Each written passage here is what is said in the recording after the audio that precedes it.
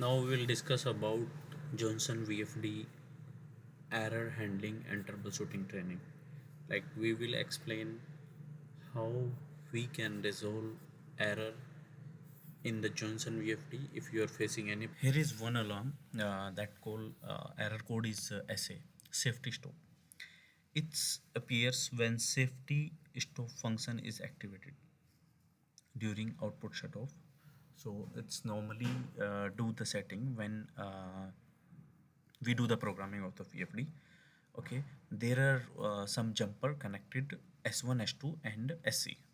If any jumper is released, might be like programmer has used these three jumpers from the field, any emergency stop button and any interlocking stop button in the field when he did the programming.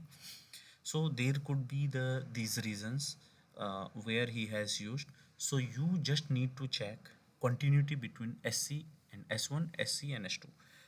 Okay, if this continuity is working, is coming with the multimeter properly, or any instrument by which you can check this continuity, if it is coming properly, in that case there could be the problem in the connector of this terminal block, or might be that IO card could be damaged inside where these input outputs are connected, and that could be the internally. In that case you need to repair. Or if continuity is not coming from the field, it means you need to check the where is the outside, what is the issue and problem, and you have to work on that if your VFD is okay and working properly.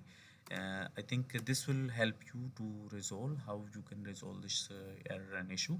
So I think it will be enough for you if you will do this.